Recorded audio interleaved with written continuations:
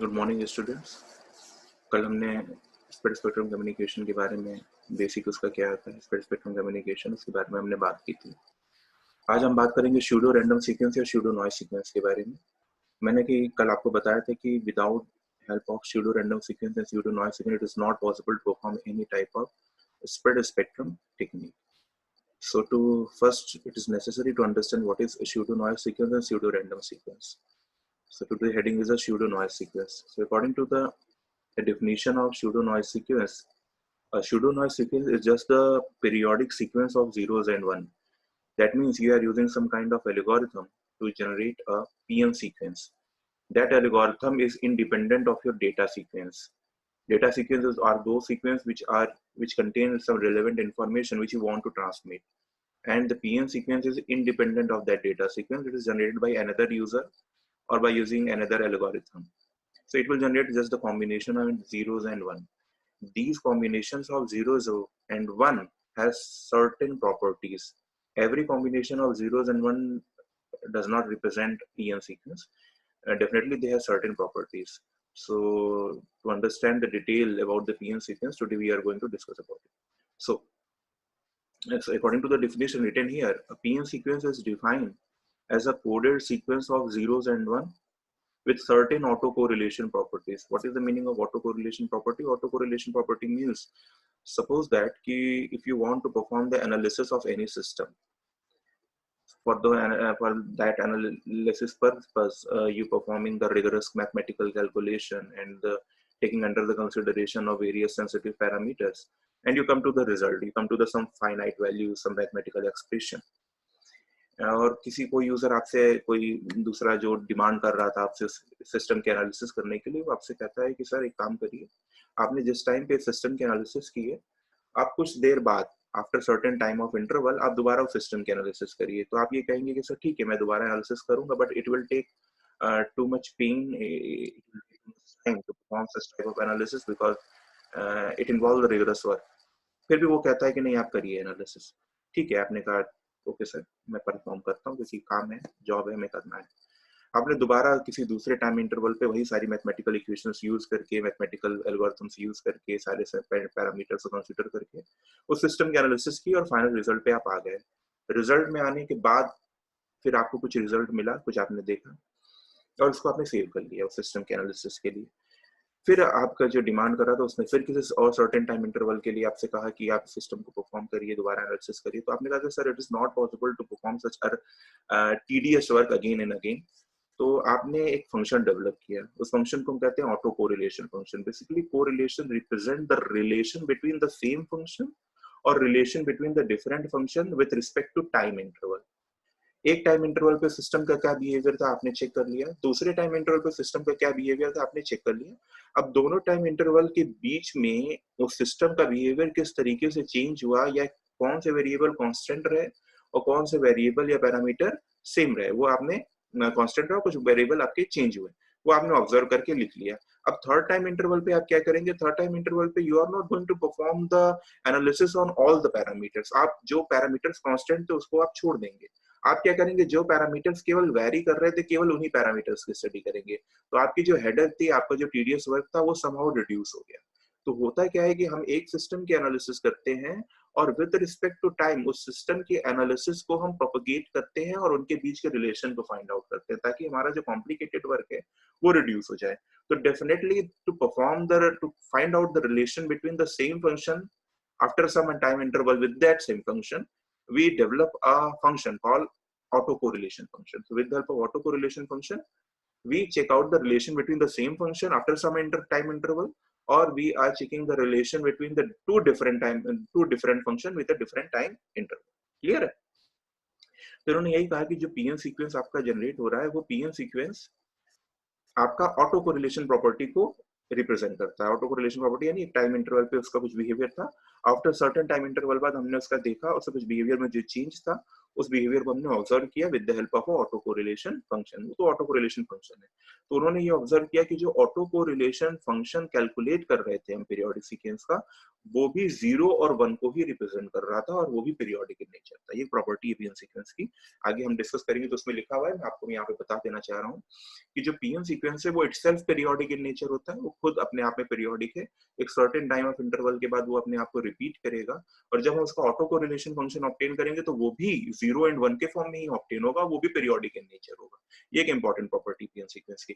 चलिए बेसिक पे वापस आते हैं, हम क्या बात कर रहे थे। तो पीएन सीक्वेंस क्या है, इसका नाम है पीएन, कहते हैं पी मतलब pseudo, N represent the noise. So pseudo noise sequence और स्यूडो रैंडम सीक्वेंस। तो स्यूडो नॉइज सीक्वेंस का मतलब क्या था, मैंने कल आपको बहुत अच्छे से बताया था कि स्यूडो का मतलब क्या हुआ, आभासी, that is not real, it is imaginary. Pseudo क्यों कह रहे हैं आप, क्योंकि आपके लिए तो रियल डेटा है, आपके लिए तो रियल कोड है, जो डेडिकेटेड ट्रांसमीटर और डेडिकेटेड रिसीवर उस कोड को यूज कर रहा है उसके लिए वो रियल डेटा है।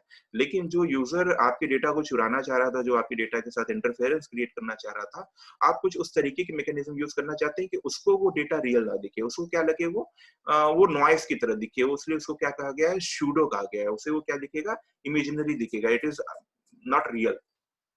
क्लियर है। तो उसको हम इसीलिए कहते हैं स्यूडो। और नॉइज सीक्वेंस क्यों कहते हैं, नॉइज सीक्वेंस इसलिए कहते हैं कि हमारा पर्पस क्या होता है, हमारा पर्पस ये होता है कि हम जो सिग्नल जनरेट हो रहा है उस सिग्नल की स्ट्रेंथ को, जाहिर सी बात है स्पेक्ट्रम स्प्रेड करेंगे तो बैंडविड्थ, अगर हम बैंडविड्थ को स्प्रेड कर रहे हैं तो ऑटोमेटिकली पावर लेवल क्या हो रही है आपकी, रिड्यूस हो रही है। तो जब पावर लेवल रिड्यूस होगी तो ऑटोमेटिकली क्या होगा, जो नॉइज का थ्रेशोल्ड था, आपका थ्रेशोल्ड उस नॉइज के थ्रेशोल्ड के बराबर आ जाएगा, और आपका सिग्नल उस नॉइज के थ्रेशोल्ड के पीछे छुप के छुप के छुप के छुप के निकल जाएगा। तो आपका जो यूजर इंफॉर्मेशन को चुराना चाह रहा था वो क्या समझेगा, वो ये समझेगा कि यहाँ तो कुछ भी ट्रेवल हुआ ही नहीं, आपकी सारी की सारी इंफॉर्मेशन उसे नॉइज की तरह दिखेगी। That's why that code is known as a pseudo noise sequence और pseudo random sequence। तो उसे क्या लगेगा, ये कुछ रैंडम डेटा जा रहा है, that's why the nomenclature is a pseudo random sequence। या उसे क्या लगेगा, कुछ नॉइज ट्रेवल हो रही है, क्योंकि उसे वो पैटर्न तो पता नहीं है, उसे तो वो pseudo पैटर्न लगेगा, उसे तो पता चलेगा कोई गार्बेज वैल्यू जा रही है, इसलिए pseudo है, इसलिए noise है, इसलिए random है। That's why the nomenclature is pseudo noise and pseudo random sequence। Again, come to the final point, come to the main point कि पीएन सीक्वेंस होता है क्या है। पीएन सीक्वेंस मैंने आपको बताया कि PN sequence just the combination of zeros and one generated by some algorithm. वो कौन सी एल्गोरिथम होती है, डिफरेंट टाइप ऑफ एल्गोरिथम्स हम लिटरेचर में पढ़ते हैं, हम हायर स्टडीज में जाते हैं तो पीएन सीक्वेंस जनरेट करने के लिए डिफरेंट नंबर ऑफ रिसर्चर्स और साइंटिस्ट ने अलग अलग एल्गोरिथम्स डेवलप की है। तो हमारे पास जो हमारे सिलेबस में है डेवलप करने का टेक्निक, उसे हम maximum length sequence generator technique कहते हैं या पीएन सीक्वेंस जनरेटर टेक्निक कहते हैं। और उसको अभी हम ब्लॉक डायग्राम में देखेंगे कि किस तरीके से वो जनरेट हो रही है। तो यहाँ पे जो स्टेटमेंट लिखा है, एक बार स्टेटमेंट को हम पूरा पढ़ते हैं, क्या कहना चाह रहे हैं। वो जो चीजें मैंने कही है एक तरीके से वही लिखा हुआ है। A PN sequence is defined as a coded sequence of zeros and one with a certain autocorrelation property. Okay, the class of sequence is usually periodic in nature, in that a sequence of ones and zeros repeat itself exactly with a known period। इसका मतलब ये हुआ कि जो आपका period है, PN sequence है, वो पीरियोडिक इन नेचर होने वाला है और सर्टेन इंटरवल ऑफ टाइम के बाद वो अपने आप को क्या करेगा, रिपीट करेगा। क्लियर है। अब आगे हम चलते हैं कि किस तरीके से पीएन सीक्वेंस को जनरेट करते हैं, हम समझेंगे कि किस तरीके से पीरियोडिक है और बाकी प्रॉपर्टीज क्या है पीएन सीक्वेंस की, जो इंपॉर्टेंट है समझने के लिए। क्लियर, चलिए आगे चलते हैं।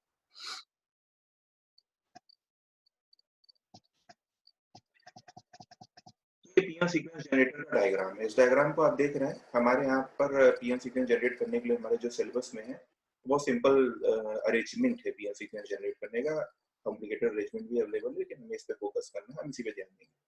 तो पीएन सीक्वेंस जनरेट करने के लिए यहाँ पर हमारे पास क्या है, फ्लिप फ्लॉप्स है। कौन सा फ्लिप फ्लॉप यूज किए गए, डिले फ्लिप फ्लॉप यूज किए हैं। तो डिले फ्लिप फ्लॉप की प्रॉपर्टी क्या होती है, जो कुछ भी इनपुट पे अवेलेबल है वही आपके आउटपुट पे आ जाना है। तो डिले फ्लिप फ्लॉप केवल एक डिले प्रोड्यूस करता है, जो भी इनपुट पे आपके प्रेजेंट है, जैसे ही आप क्लॉक अप्लाई करेंगे वो इनपुट का डेटा आपके आउटपुट पर ट्रांसफर हो जाएगा। तो this is the property of your delay flip flop.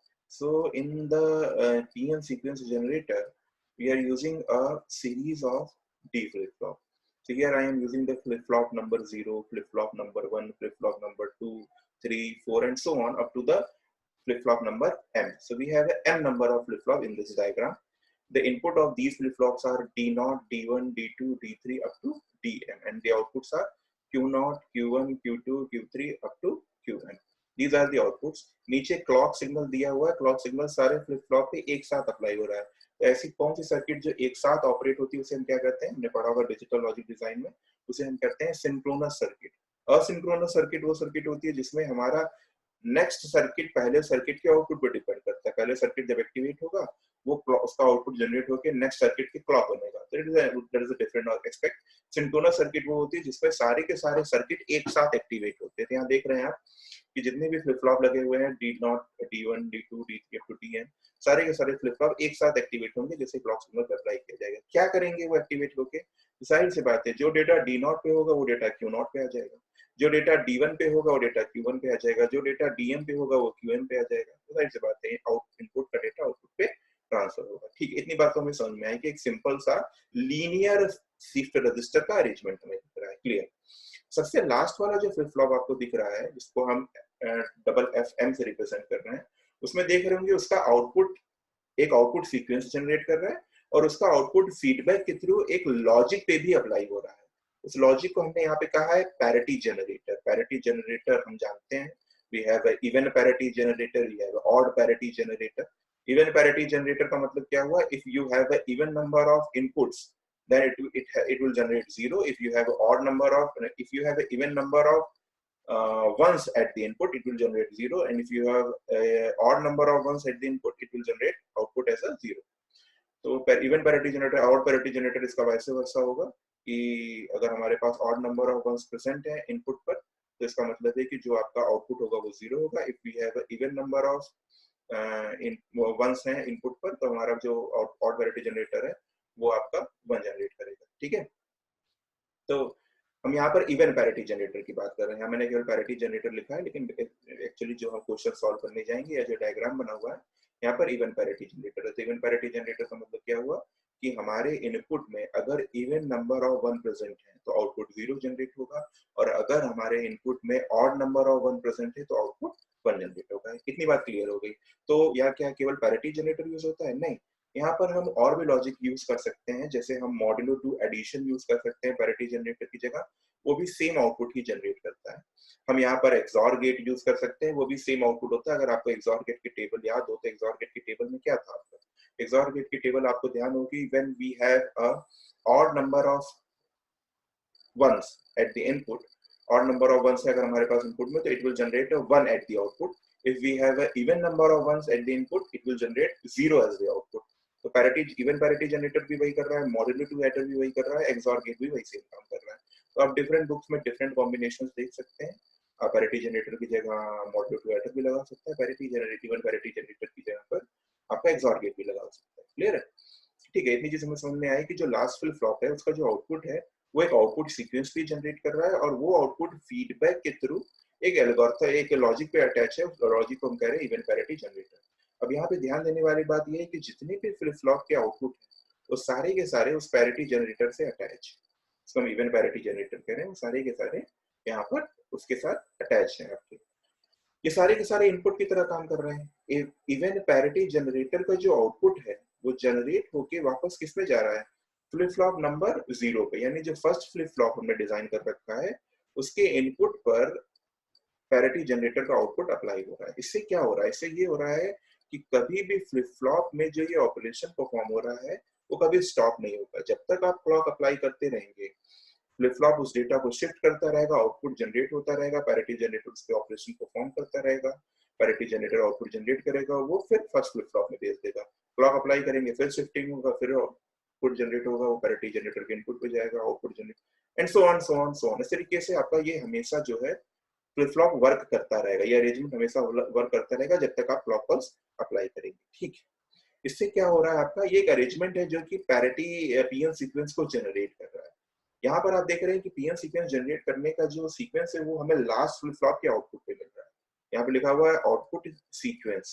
इसका मतलब ये है कि हर बार जो लास्ट फ्लिप फ्लॉप का आउटपुट है वो पीएन सीक्वेंस की एक एक बिट को रिप्रेजेंट कर रहा है। सपोज करिए फर्स्ट ऑपरेशन में QM की वैल्यू 1 थी तो आउटपुट सीक्वेंस में आप चुपचाप 1 लिख लीजिएगा। नेक्स्ट पूरा ऑपरेशन परफॉर्म होने के बाद शिफ्टिंग हो गई, पैरिटी जनरेटर का आउटपुट D0 में आ गया, फिर शिफ्टिंग हुई, फिर आपके नेक्स्ट टाइम पे नेक्स्ट क्लॉक पल्स में QM की वैल्यू आपकी फिर अगेन 0 आ गई तो आप फिर 1 लिख लीजिए। फिर उसके बाद सारी शिफ्टिंग हुई, फिर आपने क्लॉक पल्स अप्लाई किया, अब QM की वैल्यू 0 आ गई है तो आप 0 लिख लीजिए। इस तरीके से आपके पास जो भी आउटपुट सीक्वेंस जनरेट होता जा रहा है आप उसे लिखते चलिए, यही आउटपुट सीक्वेंस क्या होगा आपका, पीएन सीक्वेंस होगा। और ये जब आप देखेंगे कि after certain time of interval के बाद ये सीक्वेंस क्या होगा, अपने आप को रिपीट करने लगेगा। क्लियर है कि नहीं क्लियर, इसीलिए इसको क्या कहते हैं हम, पीरियोडिक इन नेचर कहते हैं। कितने टाइम इंटरवल के बाद रिपीट करेगा अभी हम देखेंगे, उसके लिए कोई फॉर्मूला हमारे पास प्रेजेंट है, वो डिपेंड करता है कितने नंबर ऑफ फ्लिप फ्लॉप हम यूज कर रहे हैं। ठीक है कि नहीं ठीक है, तो जितने नंबर ऑफ फ्लिप फ्लॉप हम यूज करेंगे उसके हिसाब से उतने नंबर ऑफ हमारे स्टेजेस जनरेट होंगी, और उसी स्टेजेस के हिसाब से हमारा आउटपुट सीक्वेंस जनरेट होगा। ठीक है, तो हम देखते हैं कि नीचे और क्या लिखा हुआ है इसके बारे में, बीएन सीक्वेंस के बारे में।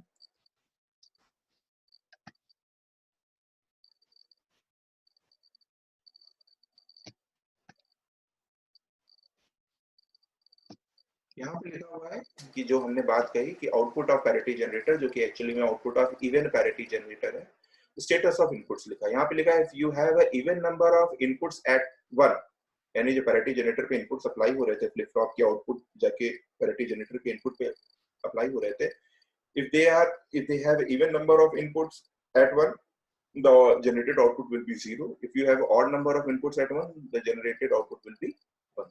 ठीक है, वो जो हमने बात की थी वो यहाँ पे मैंने इक्वेशन के फॉर्म में लिख रखी समझने के लिए। अब आगे चलते हैं, कह रहे हैं कि इवन पैरिटी जनरेटर और parity generator consist of exclusive or gate. मैंने पहले ही आपको बताया था, आप वहाँ पे इवन पैरिटी जनरेटर यूज कर लीजिए, आप एक्सॉर गेट यूज कर लीजिए, आप मॉडुलो टू एडर यूज कर लीजिए, ये सारे पॉसिबल कॉम्बिनेशन हमारे लिटरेचर में अवेलेबल है। ये सारे के सारे उसी आउटपुट को जनरेट करेंगे, तीनों के आउटपुट सेम होंगे उसी सेम इनपुट कंडीशंस के लिए। आगे चलते हैं, स्टेटमेंट पढ़ते हैं क्या लिखना चाह रहे हैं। अ shift register of m flip flop will have 2 raised to the power n number of states. यानी अगर मैं दो फ्लिप फ्लॉप यूज करता हूँ इस स्टेटमेंट के according, if we have a 2 number of flip flops, it will generate 2 raised to the power 2 is equal to 4 number of stages or states. If we are using a 3 number of flip flops, it will generate 2 raised to the power 3 is equal to 8 number of states. If we are using a 4 flip flop, it will generate 2 raised to the power 4 is equal to 16 number of flip flops, and so on and so on. So here the general statement is the shift register of m flip flops will have 2 raised to the power n number of states. Clear है, ठीक है। आगे चलते हैं, output sequence repeat itself by 2 raised to the power m bits. यानी यहाँ पे ये कहना चाह रहे हैं कि जो आपका आउटपुट सीक्वेंस है वो 2 raised to the power m number of bits के बाद रिपीट करेगा। चलिए इसको एक एग्जांपल से समझते हैं। हमारे पास दो फ्लिप फ्लॉप है, ठीक है, तो दो फ्लिप फ्लॉप है, तो दो फ्लिप फ्लॉप में टोटल नंबर ऑफ स्टेट्स कितनी होगी sir, 2 raised to the power 2 is equal to 4 states होनी चाहिए। कौन कौन सी होगी सर, अगर हमारे पास दो बिट है तो दो बिट के 4 पॉसिबल कॉम्बिनेशन बनते हैं, 0 0 0 1 1 0 एंड 1 1, चार पॉसिबल कॉम्बिनेशन बनेंगे, यही पॉसिबल आपके आएंगे आउटपुट। ठीक है, तो ये कहना चाह रहे हैं कि जितने नंबर ऑफ स्टेट्स होंगे उतना ही पीरियड होगा उस पीएन सीक्वेंस का, जितने नंबर ऑफ स्टेट्स होंगे उतना ही आपका पीरियड होगा। इस बात को समझ सकते हैं हम यहाँ पर। अगर सपोज करिए मैं इसको लिखता हूँ यहाँ पर, आप लिखते हैं पहला स्टेट है हमारा 0 0, फिर आप लिखते हैं 0 1, फिर लिखते हैं आप 1 0, फिर लिखते हैं आप 1 1। ठीक है, तो यहाँ पर हम ये देख सकते हैं कि जो आपका फ्लिप फ्लॉप यहाँ पर होगा, फ्लिप फ्लॉप 2 यहाँ पर होगा, दो फ्लिप फ्लॉप हम यूज कर रहे हैं। पहले फ्लिप फ्लॉप का कंटेंट 0 होगा, दूसरे फ्लिप फ्लॉप का कंटेंट 0 होगा, फिर शिफ्टिंग के बाद पहले फ्लिप फ्लॉप का कंटेंट 0 होगा, दूसरे फ्लिप फ्लॉप का कंटेंट 1 होगा, फिर शिफ्टिंग के बाद पहले फ्लिप फ्लॉप का कंटेंट 1 होगा, दूसरे फ्लिप फ्लॉप का कंटेंट 0 होगा, फिर शिफ्टिंग के बाद फर्स्ट फ्लिप फ्लॉप का कंटेंट 1 होगा, दूसरे फ्लिप फ्लॉप का कंटेंट 1 होगा। तो इस तरीके से यही चार पॉसिबल कॉम्बिनेशन बनते हैं। जो अरेंजमेंट मैंने ऊपर दिखाया था उस अरेंजमेंट में मैंने बताया था आपको कि जो लास्ट फ्लिप फ्लॉप है वो जो आउटपुट जनरेट कर रहा है वही पीएन सीक्वेंस होगा। उस हिसाब से अगर हम यहाँ पर देखें तो लास्ट फ्लिप फ्लॉप के आउटपुट सीक्वेंस क्या होने चाहिए, यहाँ पर लास्ट सीक्वेंस जनरेट होगा 0 1 0 1, दिख रहा है नहीं दिख रहा है, क्योंकि लास्ट फ्लिप फ्लॉप क्या था, लास्ट फ्लिप फ्लॉप था आपका 0 1 0 1, ये लास्ट फ्लिप फ्लॉप जनरेट, तो ये आउटपुट में जनरेट हो रहे होंगे। इसका मतलब यहाँ पे क्लियर है कि if we are using a 2 number of flip flop it will generate 4 number of state and it will generate the PN sequence of time period of 4, क्योंकि उसके बाद क्या होगा 1 1 के बाद वापस क्या आ जाएगा 0 आ जाएगा, फिर 0 0 0 1 1 0 1 1, फिर क्या आ जाएगा 0 0 0 1 1 0 1 1, फिर 0 0, ये पीरियोडिक इन नेचर है, वो स्टेज क्या होंगी अपने आप को रिपीट करेंगे। Why, because we are using only 2 number of flip flop. इसी तरीके से आपका जो आउटपुट है वो जनरेट होता रहेगा 0 1 0 1, फिर उसके बाद क्या होगा, फिर वही रिपीट होगा, फिर आपका वही सीक्वेंस जनरेट होगा। नेक्स्ट 0 1 0 1। ठीक है कि नहीं? ठीक है, तो बार बार ये तीन सीक्वेंस जनरेट होता रहेगा। तो यहाँ पे उन्होंने वही जो स्टेटमेंट उन्होंने कहा है कि टाइम पीरियड की बात कर रहे हैं, तो उन्होंने कहा output sequence repeat itself by 2 raise to the power m number of bits. इसका मतलब 2 रेज़ m की वैल्यू 2 थी, दो फ्लिप फ्लॉप थे, 2 raise to power 2 is equal to 4 bits. यहाँ पे साफ साफ दिख रहा है कि 4 बिट का हमें पीएन सीक्वेंस मिल रहा है और 4 बिट के बाद वो अपने आप को क्या कर रहा है, रिपीट कर रहा है। ठीक है कि नहीं? ठीक है, अब यहाँ पर एक इंटरेस्टिंग बात मैं बताने जा रहा हूँ, उसको बहुत ध्यान से सुनिएगा, ये जरूरी है समझने के लिए। इस स्टेटमेंट को इन्होंने यहाँ पे थोड़ा सा मॉडिफाइड कर दिया। क्या कहा है इन्होंने कि the maximum length of sequence is 2 raise to the power m minus 1। यहाँ पे -1 2 raise to the power m के साथ है, m -1 नहीं है। क्लियर है कि नहीं क्लियर है? 2 raise to the power m पहले लिख लीजिए, वो अपने आप में अलग हुआ -1। यानी अगर हम इस एग्जांपल की बात करें जहां हमने दो फ्लिप फ्लॉप लिया था, तो दो फ्लिप फ्लॉप के हिसाब से 2 रेज़ टू द पावर 2 -1 कितना होना चाहिए? 3 होना चाहिए। तो ये कह रहे हैं कि मैक्सिमम लेंथ 3 हो सकती है। अभी मैंने यहाँ पे डिजाइन किया जिसमें मैक्सिमम लेंथ कितनी आ रही थी? 4 आ रही थी। तो इन्होंने 3 क्यों कहा? इसलिए कहा क्योंकि लास्ट लाइन पढ़िएगा, this is because state in which all the flip flop has zeros must be excluded. यानी वो स्टेज जिसमें सारे के सारे फ्लिप फ्लॉप के कंटेंट जीरो हो, वो हमें एक्सक्लूड करना होगा, नहीं तो प्रॉब्लम आ जाएगी। क्यों कहा इन्होंने ऐसा? ऐसा वो क्यों कहना चाह रहे हैं? हम वापस डायग्राम देखेंगे तो हमें पिक्चर क्लियर हो जाएगी। चलिए डायग्राम के बाद दोबारा चलते हैं। ठीक है, ये रहा आपका डायग्राम। चलिए इस डायग्राम को देखिए। इन्होंने कहा कि वो स्टेज हमें अवॉइड करनी है जिसमें सारे के सारे फ्लिप फ्लॉप क्या हो जाएं, आपके जीरो हो जाएं। ठीक है, हम करके देखते हैं क्या प्रॉब्लम हो रही है उससे। सपोज करिए डी नॉट जो पहला फ्लिप फ्लॉप था एफ नॉट, उसकी वैल्यू जीरो है, एफ वन की भी वैल्यू जीरो है। हम मान लेते हैं कि हमारे पास दो ही फ्लिप फ्लॉप है, एफ नॉट और एफ वन। तो एफ नॉट की वैल्यू जीरो है, एफ वन की वैल्यू जीरो है। ठीक है, अब एफ नॉट की वैल्यू जीरो है, एफ वन की वैल्यू जीरो, तो जाहिर सी बात है वो आउटपुट में जीरो जीरो ही जनरेट करेंगे। जब डी नॉट और डी वन की वैल्यू जो हमने इनपुट दिया वो जीरो जीरो था, तो क्लॉक पल्स अप्लाई करेंगे तो क्यू नॉट और क्यू वन पे भी तो जीरो जीरो ही आएगा। वो जीरो जीरो किसके पास जाएगा? फिर वो पैरिटी जनरेटर के इनपुट पे जाएगा। पैरिटी जनरेटर के इनपुट पे क्या पहुंचा? Zero and zero. तो जीरो और जीरो के हिसाब से लॉजिक क्या कहता था? लॉजिक ये कहता है if you have even number of ones at the input, तो अगर दोनों इनपुट जीरो जीरो है तो कितने नंबर ऑफ वन हुए? इवन नंबर ऑफ वन हुए कि ऑड नंबर ऑफ वन हुए? सर अगर दोनों के दोनों इनपुट जीरो है तो जाहिर सी बात है हमारे पास जो वन है वो इवन नंबर में है, क्योंकि जीरो हमारा खुद अपने आप में एक इवन नंबर है। कितने नंबर ऑफ वन है सर? कोई number, zero number of one है, और जीरो क्या होता है? इवन वैल्यू होती है। इसका मतलब पैरिटी जनरेटर क्या जनरेट कर रहा होगा? उस केस में पैरिटी जनरेटर जीरो जनरेट कर रहा होगा। वो जीरो आपका ट्रेवल होगा, ट्रेवल होने के बाद वापस वो किसमें आएगा? फर्स्ट फ्लिप फ्लॉप में आएगा। आएगा, फिर क्लॉक पल्स अप्लाई करेंगे, अब फिर वो जीरो डी नॉट के अंदर जाएगा और डी नॉट वाला जीरो जो क्यू नॉट पे था वो डी वन के पास जाएगा। फिर दोनों जीरो जीरो हो गए, फिर वो क्यू नॉट क्यू वन पे जीरो ही मिलने वाला है। फिर वो पैरिटी जनरेटर के पास जाएगा, फिर अगेन वो जीरो जनरेट करेगा, फिर वो जीरो डी नॉट के पास आएगा, डी नॉट का जीरो डी वन में जाएगा, फिर क्यू नॉट क्यू वन पे जीरो आ जाएंगे। तो होगा क्या कि एक बार अगर ये अरेंजमेंट जीरो जीरो के चक्कर में फंस गया तो कभी भी ये जीरो जीरो वाली स्टेज से बाहर नहीं आ पाएगा और आपका उसमें ये हमेशा फंसा रह जाएगा। इसीलिए उन्होंने ये स्टेटमेंट लिख रखा है। नीचे देखते हैं क्या कहा है। इन्होंने स्टेटमेंट लिखा है this is because state in which all the flip flop has zero zero zero must be excluded. क्योंकि एक बार अगर फ्लिप फ्लॉप आपकी जीरो जीरो जीरो कंडीशन में फंस गया तो कभी उससे बाहर नहीं आ पाएगा। हमारा पीएन सीक्वेंस हमेशा जीरो जीरो जीरो जीरो ही जनरेट होता रहेगा। इसीलिए उन्होंने स्टेटमेंट को मॉडिफाई किया है और उन्होंने कहा है the maximum length of the PN sequence is 2 raised to the power n minus 1, not 2 raised to the power n। इसलिए जो मैंने ऊपर आपको चार बिट दिखाई है 0101 की, वो 0101 एक्चुअली में नहीं होगा। यहाँ पर ये जो आपकी पहली स्टेज है 00, ये नहीं अप्लाई की जाएगी, इसे हटा दिया जाएगा। आपका फर्स्ट फ्लिप फ्लॉप की कंडीशन 01 हो सकती है, आपकी 10 हो सकती है, 11 हो सकती है, तीनों में से कुछ भी होगा। पीरियोडिक है तो रिपीट होके वापस वो अपने स्टेज में आएगा, लेकिन 00 कभी नहीं आएगा, क्योंकि एक बार अगर वो 00 आ गया तो कभी उससे बाहर नहीं आ पाएगा। तो उस केस में आपका पीरियोडिक सीक्वेंस 0101 नहीं होगा, उस केस में आपका पीएन सीक्वेंस जो होगा वो 101 होगा। क्लियर है कि नहीं क्लियर है? इसीलिए अब लेंथ कितनी हो गई? 2 raised to the power 2 minus 1 is equal to 3। इसका मतलब टाइम पीरियड कितना हो गया? 3 हो गया। क्लियर हुआ कि नहीं क्लियर हुआ? 4 नहीं होगा, 3 होगा। इसी सपोज करिए अगर मैं 3 फ्लिप फ्लॉप यूज करता, आप ही आंसर दीजिए, मुझे बताइए। अगर मैं 3 फ्लिप फ्लॉप यूज करता तो 3 फ्लिप फ्लॉप में कितने पॉसिबल नंबर ऑफ कॉम्बिनेशन होते? Sir 2 raised to the power 3 is equal to 8 possible number of combination होते। क्या कॉम्बिनेशन होते हैं sir? It's very simple, 000 001 010 011 100 101 110 and 111। तो उस हिसाब से आपके पास जो टोटल नंबर ऑफ स्टेट 8 आती। तो पीएन सीक्वेंस कितने जनरेट होते हैं? सर पीएन सीक्वेंस अगर आप इस तरीके से बात करेंगे तो पीएन सीक्वेंस टोटल 8 बिट का जनरेट होगा, लेकिन हम 000 000 वाले स्टेट को एक्सक्लूड करेंगे तो हमारे पास जो पीएन सीक्वेंस जनरेट होगा वो केवल 7 बिट का जनरेट होगा, not 8 bit. According to the formula, the total length of the PN sequence must be, the maximum length of the PN sequence must be 2 raised to the power m minus 1, m is equal to 3, m representing the number of flip-flop. So m is equal to 3. So 2 raised to the power 3 minus 1, 2 raised to the power 3 is 8, minus 1 is equal to 7. Clear है कि नहीं clear?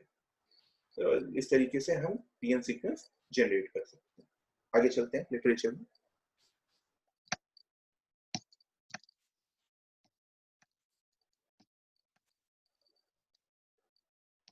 Next है हमारा maximum length sequence. देखिए जब हम literature पढ़ेंगे PN sequence generator के लिए, तो जो मैंने आपसे बातें की पीएन सीक्वेंस जनरेटर के लिए बहुत बेसिक बातें थी पीएन सीक्वेंस की।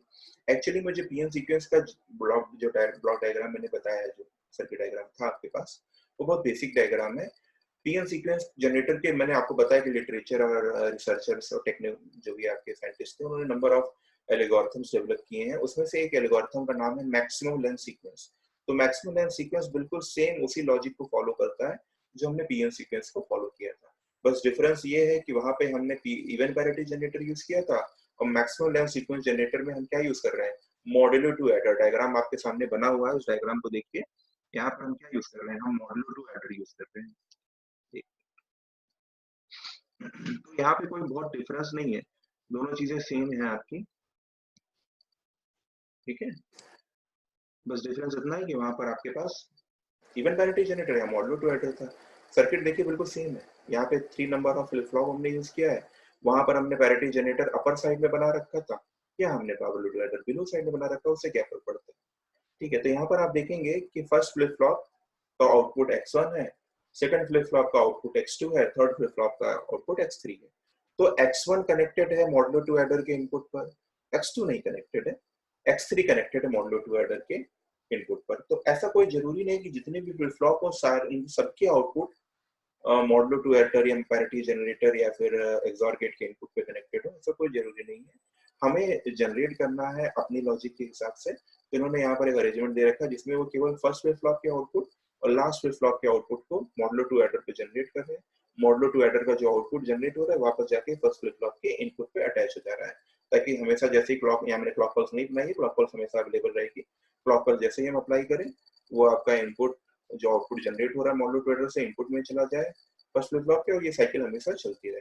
लास्ट फ्लिप फ्लॉप का जो आउटपुट x3 है वही आपके आउटपुट सीक्वेंस को जनरेट करेगा। जैसे जैसे हम क्लॉक अप्लाई करते जाएंगे वो सीक्वेंस जनरेट होता जाएगा।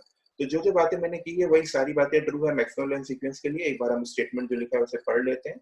इन्होंने कहा है कि it is a cyclic code which represent a commonly used periodic PN sequence. Cyclic code क्यों कहा? साइक्लिक कोड इसलिए कहा क्योंकि यहाँ पे आपको साफ साफ दिख रहा है कि जब मैं फीडबैक के थ्रू वापस आउटपुट को इनपुट पे भेज रहा हूँ तो ये साइक्लिक कोड को ही तो फॉर्म कर रहा है जो कि पीरियोडिक इन नेचर है। बार बार साइक्लिक कोड कौन सा कोड होता है? साइक्लिक कोड वो कोड होते हैं जो कभी खत्म नहीं होंगे। एक बार आपने डाल दिया साइकिल की तरह हमेशा चले जा रहे हैं चले जा रहे हैं, तो ये हमेशा फीडबैक अप्लाई करते रहे, क्लॉक पर सप्लाई करते रहिए, चलता रहेगा हमेशा। इसलिए उन्होंने कह दिया कि it is a cyclic code which represent a commonly used periodic PN sequence. बहुत अच्छी बात है, आगे चलते हैं। Such a sequence has a long period and required a linear feedback shift register। कोई बड़ी बात नहीं की, हमने पहले ही कहा कि ये पीरियोडिक इन नेचर होंगे। इन्होंने एक स्टेटमेंट कहा कि such a sequence has a long period.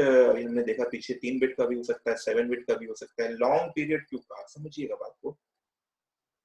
अभी जब हम पढ़ने के फॉर्म में हैं, हम पढ़ा रहे हैं, चीजों को समझ रहे हैं आपस में, तो मैंने कहा कि 2 फ्लिप फ्लॉप यूज कर लो। 2 फ्लिप फ्लॉप के हिसाब से 2 raise to the power m-1 यानी 3 नंबर ऑफ बिट्स जनरेट हो रही है। m इक्वल टू 2 पुट करके देखिए 3 आ रहा है। जब हमने 3 फ्लिप फ्लॉप यूज किया तो 2 raise to the power 3-1 that is 8-1 is equal to 7 number of bit generate हो रही पीएन सीक्वेंस में। लेकिन एक्चुअली में आप ये समझिएगा कि जब हम प्रैक्टिकल सिनेरियो में जाते हैं, जब ओरिजिनली हम फील्ड में काम करते हैं, तो क्या 2 फ्लिप फ्लॉप सफिशिएंट है अपने डेटा को रैंडम बनाने के लिए? क्या 3 फ्लिप फ्लॉप सफिशिएंट हो गए अपने डेटा को रैंडम बनाने के लिए या नॉइस की तरह दिखाने के लिए? नहीं काफी होंगे। क्यों? क्योंकि आपने क्या किया, 2 फ्लिप फ्लॉप यूज किए, आपका जो पीएम सीक्वेंस वो जनरेट हुआ 101, फिर वो रिपीट करेगा तो क्या आएगा 101, फिर रिपीट करेगा फिर क्या आएगा 102, क्या तो डेटा सीक्वेंस में जनरेट होता जा रहा है, लगातार ट्रेवल हो रहा है वो, तो 101 101 101 101 चलता जा रहा है। होगा क्या, जो आपका एनिमी है, जो आपके डेटा को परसेप्ट करना चाहता है, रिसीव करना चाहता है, जानना चाहता है, वो आपके डेटा को बहुत क्लोजली ऑब्जर्व कर रहा है और वो समझ जाएगा कि यार ये कोई स्मार्ट इंजीनियर तो नहीं है, ये कोई स्मार्ट रिसर्चर तो नहीं है, ये तो केवल 2 फ्लिप फ्लॉप यूज किया हुआ है या 2 फ्लिप फ्लॉप नहीं भी किया है, वो पीएम सीक्वेंस को देखेगा तो समझ जाएगा कि यार आपका डेटा तो रिपीट कर रहा है 101 101 101 101, वो आपके डेटा को फट से पकड़ लेगा। वो समझ जाएगा कि आपका जो कोडेड सीक्वेंस है वो बहुत आसानी से डिटेक्ट हो सकता है। आपने क्या किया, आपने कहा अरे यार ये तो हमको पकड़ लेगा, चलो हम 3 फ्लिप फ्लॉप यूज कर लेते हैं। 3 फ्लिप फ्लॉप यूज करेंगे तो कितने बिट के बाद पीरियोडिक होगा? 7 बिट के बाद पीरियोडिक होगा, तो भी वो पकड़ लेगा। इसीलिए प्रैक्टिकल एप्लीकेशन में हम 2 3 4 5 फ्लिप फ्लॉप यूज नहीं करते हैं। प्रैक्टिकल एप्लीकेशन में हम 128 256 512 number of flip flop use करते हैं। तो आप सोच सकते हैं कि अगर इतने नंबर ऑफ फ्लिप फ्लॉप हम यूज कर रहे हैं तो जो पीएम सीक्वेंस जनरेट होगा उस पीएम सीक्वेंस की लेंथ क्या है? 2 raised to the power 128 minus 1, 1000 में उसकी पीरियड 1000 बिट्स के बाद वो रिपीट कर रहा होगा, उसका पीरियड 1000 में आ रहा होगा। 1000 नंबर ऑफ बिट 0 और 1 के सीक्वेंस को देख के आप ये बता नहीं सकते कि कब वो रिपीट होने वाला है। आप तो बैठ के देख रहे हैं, अच्छा अच्छा अच्छा, आपको समझ में नहीं आ रहा है कि वो रिपीट कब हुआ। इसी तरीके से हम बहुत ज्यादा number of flip flop use करते हैं प्रैक्टिकल एप्लीकेशन में। इसीलिए स्टेटमेंट यहाँ पे लिखा हुआ है, such a sequence has a long periods and require a linear feedback shift register. जाहिर सी बात है सर्किट तो बढ़ेगी बढ़ेगी। अगर आप 128 फ्लिप फ्लॉप यूज करें तो 128 फ्लिप फ्लॉप के लिए आपको सर्किट बनानी पड़ेगी, ठीक है नहीं? ठीक है, इसको हम लीनियर फीडबैक शिफ्ट रजिस्टर कह रहे हैं क्योंकि ये लीनियर है और फीडबैक भी जा रहा है और शिफ्टिंग कर रहा है। That is why the nomenclature is linear feedback shift register. आगे चलते हैं, क्या स्टेटमेंट है इनका। A PN sequence generated by an M register linear feedback shift register is of length 2 raised to the power m minus 1। वही same statement represent किया है इन्होंने यहाँ पर। If we are using a m number of flip flop, the total number of length of the period sequence is 2 raised to the power m minus 1। Total number of length का मतलब कितने number of bit contain कर रहा है एक PM sequence एक time period में। एक टाइम पीरियड में जितने नंबर ऑफ बिट वो कंटेन कर रहा होगा उसी को हम उसकी लेंथ कहते हैं। आगे चलते हैं, क्या कह रहे हैं।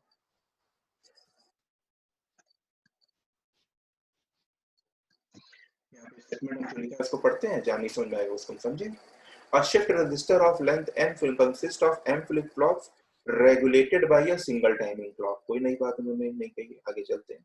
At each pulse of the clock, the state of each flip flop is shifted, okay, and the to the next one down the line। ठीक है, तो साइड सी बात है, शिफ्ट रजिस्टर है, क्लॉक पल्स अप्लाई करेंगे तो एक फ्लिप फ्लॉप का कंटेंट दूसरे फ्लिप फ्लॉप में शिफ्ट ही होगा। In order to prevent the shift register from impeding by the end of the m clock pulse, we use a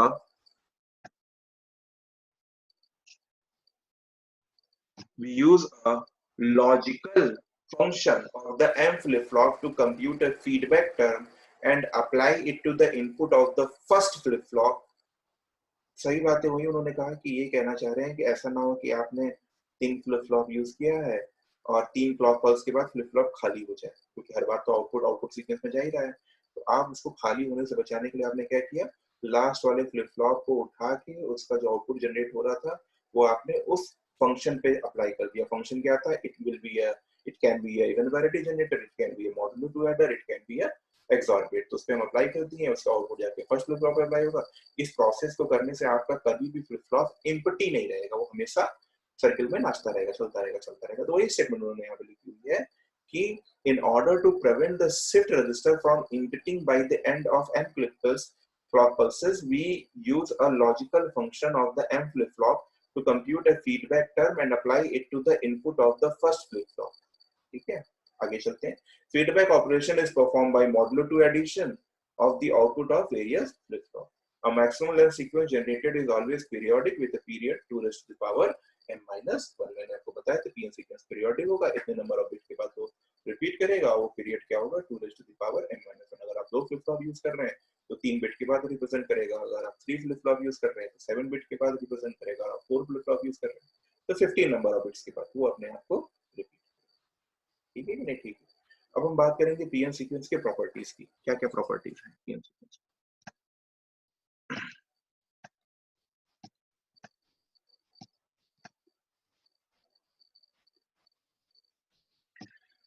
तो topic है properties of maximum length sequence, इसे हम ये भी कह सकते हैं प्रॉपर्टीज ऑफ पीएन सीक्वेंस। दोनों चीजें सेम है आपकी। ठीक है, तो देखते हैं क्या है आपका फर्स्ट प्रॉपर्टी।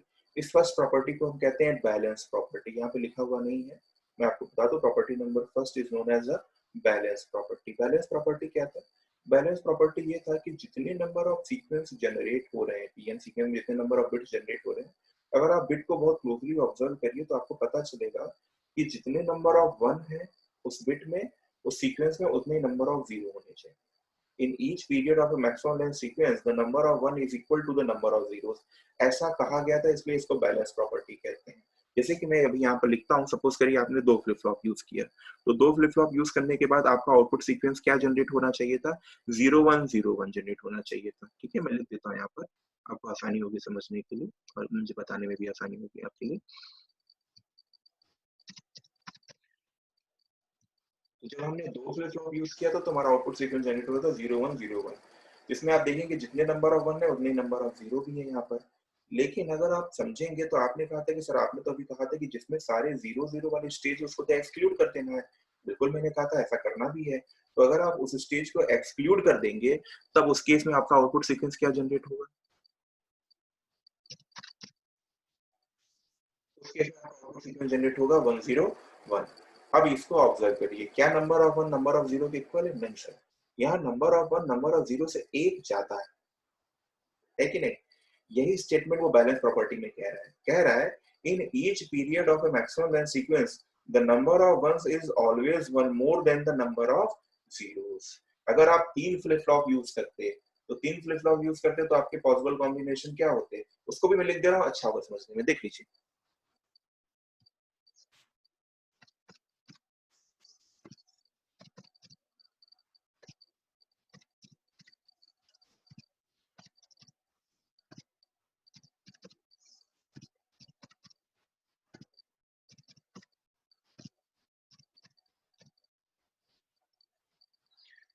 अगर कॉम्बिनेशन जनरेट होते हैं, अगर हम तीन फ्लिप फ्लॉप यूज करते हैं 000 से 111 के लिए, तो इसमें हमारा जो सबसे लास्ट वाला फ्लिप फ्लॉप है वही आउटपुट सीक्वेंस भी जनरेट कर रहा है। तो हम लास्ट वाले फ्लिप फ्लॉप को देखते चलिए कौन कौन से होंगे। तो लास्ट वाला फ्लिप फ्लॉप किसको रिप्रेजेंट कर रहा होगा?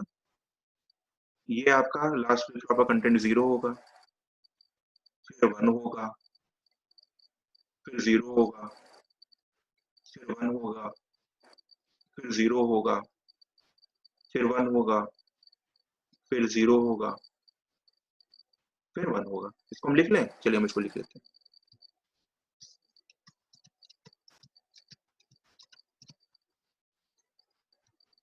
तो आपको दिख रहा है यहाँ पे कितने नंबर ऑफ बिट जनरेट हुई? Sir 8 number of bit generate हुई।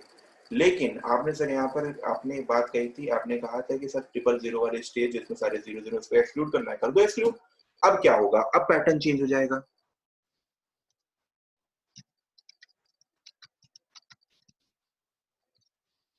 पैटर्न ये हो गया। अब इसमें कितने नंबर ऑफ बिट हैं? सर इसमें 7 नंबर ऑफ बिट्स हैं। कितने नंबर ऑफ वन प्रेजेंट है? Sir 4 number of one present है। जीरो कितने प्रेजेंट है? सर 3 जीरोस प्रेजेंट है। बैलेंस प्रॉपर्टी की स्टेटमेंट प्रूव हो गई। क्या कह रहा था बैलेंस प्रॉपर्टी? बैलेंस प्रॉपर्टी कह रहा था in each period of a maximum length sequence the number of ones is always one more than the number of zero. समझ में नहीं समझ में? पहली प्रॉपर्टी होती है सीक्वेंस की। सेकंड प्रॉपर्टी चलते हैं। सेकंड प्रॉपर्टी क्या कह रहा है? कह रहा है, पढ़ लेते हैं, पहले स्टेटमेंट को पढ़ना चाहिए। स्टेटमेंट क्या कहना चाह रहा है हम पढ़ेंगे, तो इसको वर्ड बाय वर्ड समझेंगे क्या कहना चाह रहा है। Second property, among the runs of ones and zeros in each period of a maximum length sequence, one half the runs of each kind are of length 1, one fourth of length 2, one eighth of length 3, and so long.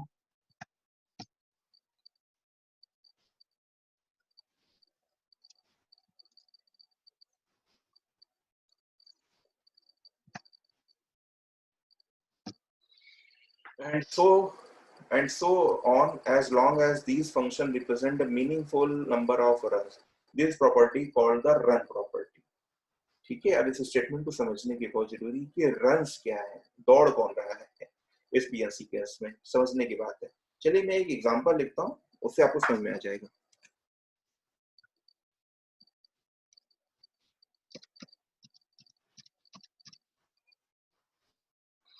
जैसे कि मैंने यहाँ पर एक sequence लिखा है 00111101, ठीक है।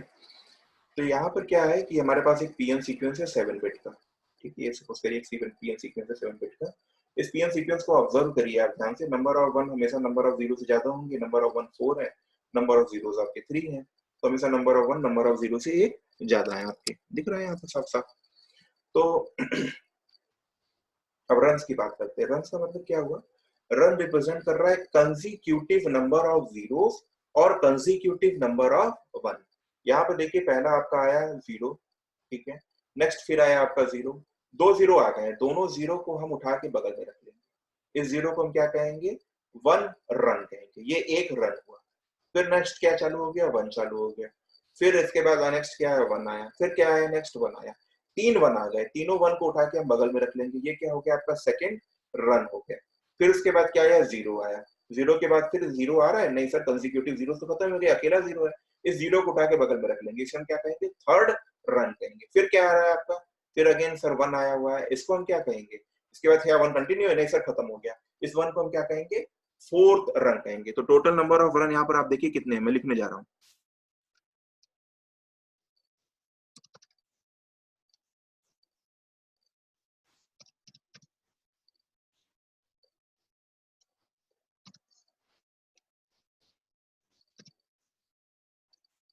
तो यहाँ पर हमारे पास चार रन है। पहला रन है जीरो जीरो।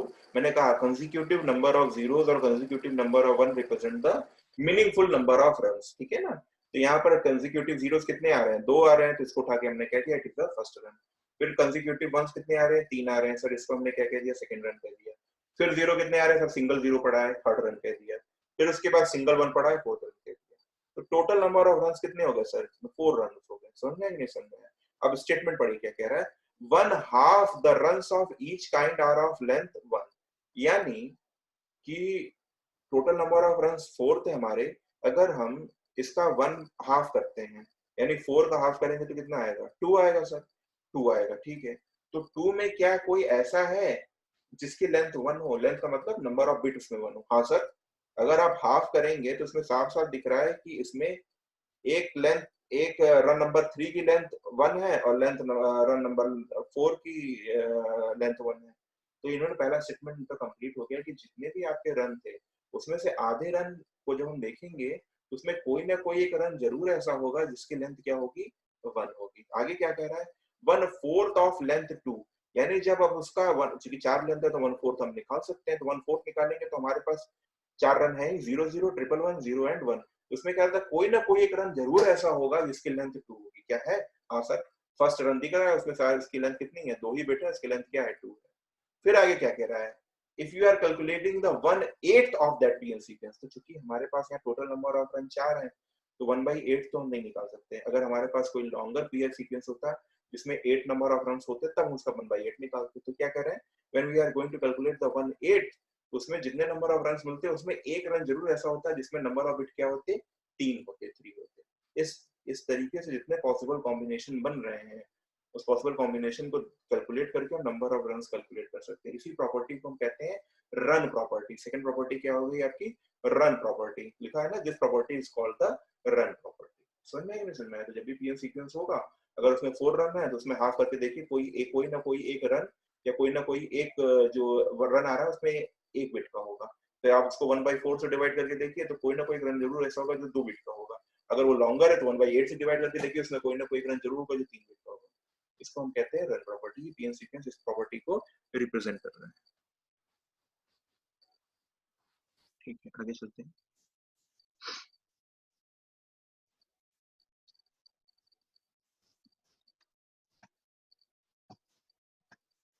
यहाँ पे इन्होंने फॉर्मूला भी दे दिया है।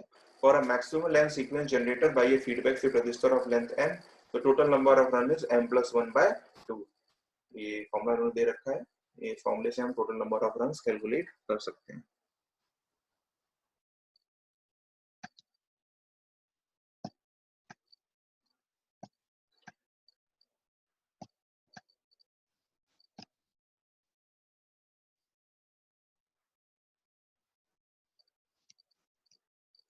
थर्ड प्रॉपर्टी की बात करते हैं। थर्ड प्रॉपर्टी कह रहा है the auto correlation function of a maximal length sequence is periodic. मैंने आपको पहले ही बताया था कि हम क्या करेंगे, हम जो भी हमारे पास पीएम सीक्वेंस अवेलेबल है उसका हम ऑटो कोरिलेशन फंक्शन कैलकुलेट करेंगे, और ऑटो कोरिलेशन फंक्शन जो हमें मिलेगा वो पीरियोडिक इन नेचर होगा और वो बाइनरी वैल्यू होगा। यानी जब हम उसका ऑटो कोरिलेशन फंक्शन कैलकुलेट करेंगे तो अगेन वो 0 और 1 ही आने वाला है, और वो भी क्या होगा, पीरियोडिक इन नेचर होगा। ये थर्ड प्रॉपर्टी है।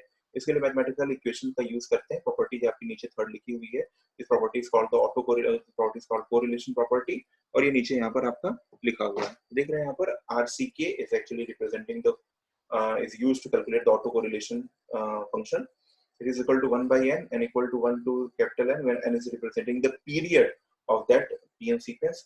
Cn represent the one line sequence, Cn minus k represent that PM sequence after some time interval. K is that time interval. समझ रहे नहीं? तो n क्या हुआ, एक टाइम इंटरवल पे Cn क्या था वो हमने देख लिया, और n minus k time interval पे C वो पीएम सीक्वेंस क्या था वो हमने ऑब्जर्व किया। दोनों के बीच में हमने बिहेवियर को ऑब्जर्व किया, वो बिहेवियर को हम रिप्रेजेंट करने के लिए इस फॉर्मूले को यूज करते हैं, और इसको हम कहते हैं ऑटो कोरिलेशन फंक्शन। लिखा हुआ है यहाँ पर where n represent the length और period of the sequence and k represent the lag और lead of the auto correlation sequence. Lag और लीड इन टाइम, के से हम लैग कर रहे हैं, के से हम लीड करेंगे, तो टाइम के रिस्पेक्ट में उस फंक्शन का ऑटो कोरिलेशन निकालेंगे। तो बहुत यहाँ पे मैंने कोई एग्जांपल नहीं दिया जिससे आपको कैलकुलेट करके दिखाना, आगे हम एग्जांपल में देखेंगे कैसे करना है।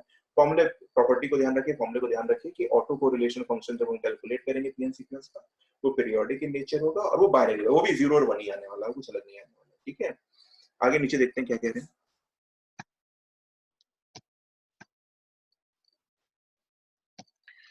The duration of every bit is known as the chip duration (TC) and the chip rate (RC) is defined as the number of chips per second। जाहिर सी बात है, सपोज करिए मैंने 7 बिट का पीएन सीक्वेंस जनरेट किया, तो 7 bit का जो पीएन सीक्वेंस जनरेट किया उसमें हर एक सिंगल बिट की भी तो कुछ अपने अपने टाइम पीरियड होगा। एक तो वो पूरा का पूरा 7 बिट हुआ, तो पूरा का पूरा 7 बिट का खुद का अपना टाइम पीरियड हो गया 7 बिट का।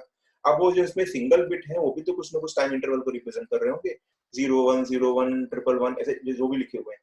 तो जो सिंगल बिट है उसके टाइम इंटरवल को हम क्या कह रहे हैं, चिप ड्यूरेशन कहते हैं। सिंगल बिट को क्या कहते हैं, चिप कहते हैं, और उस ड्यूरेशन को कहते हैं चिप ड्यूरेशन। ठीक है, तो अगर हम इसे कैलकुलेट करने के लिए कहा जाए कि इसकी भाई बैंडविड्थ कैलकुलेट करिए, नंबर ऑफ चिप्स पर सेकंड कैलकुलेट करिए, किस रेट से आप जनरेट कर रहे हैं चिप्स, पीएन सीक्वेंस किस रेट से जनरेट कर रहे हैं, वो फ्रीक्वेंसी हमें कैलकुलेट करनी है। तो फॉर्मूला हमारे पास सेम है, एक बिट का ड्यूरेशन निकाल लीजिए, 1 by that bit duration calculate कर लीजिए, you will get the number of bits transmitted, number of chips transmitted per second. तो RC is equal to 1 upon TC where RC represent the number of bits per second। ठीक है, तो अगर आपसे पूछा गया total number of PM sequence बताइए, तो जाहिर सी बात है n क्या हुआ, कितने नंबर ऑफ बिट थे, तो n कितना था, 7 बिट वाले में n की वैल्यू 7 होगी। TC रिप्रेजेंट करेगा एक बिट का टाइम इंटरवल, तो 7 into 1 बिट का time interval provide you the TB। TB is the whole PM sequence time period, वो 7 बिट का टाइम पीरियड है वो आ जाएगा, जिसमें हमने कैसे ऑब्टेन किया, एक बिट का टाइम पीरियड इंटू 7 कर दिया, तो यहाँ पर n क्या हो गया, वो 7 हो गया। 3 फ्लिप फ्लॉप की जगह हम बात करें, 4 फ्लिप फ्लॉप की बात करेंगे तो n इक्वल टू कितना हो जाएगा आपके पास, 4 हो जाएगा। 5 फ्लिप फ्लॉप की बात करें, सॉरी अगर हम 4 फ्लिप फ्लॉप की बात करेंगे तो n इक्वल टू आपके पास 15 हो जाएगा, समझ रहे हैं समझ। 5 फ्लिप फ्लॉप की बात करेंगे तो n इक्वल टू 31 हो जाएगा, तो एक बिट का टाइम पीरियड निकालिए, अगर 4 फ्लिप फ्लॉप यूज कर रहे हैं तो 15 से मल्टीप्लाई करिए, 5 फ्लिप फ्लॉप निकालिए 31 से मल्टीप्लाई करिए, you will get the time period of the whole PN sequence. ये फॉर्मूला है आपको, क्लियर है।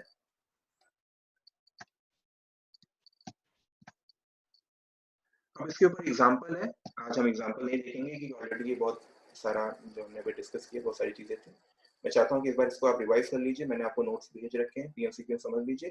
कल हम इसके ऊपर 2 एग्जांपल डिस्कस करेंगे पीएम सीक्वेंस के। एग्जांपल बहुत सिंपल होते हैं, बहुत आसान होते हैं।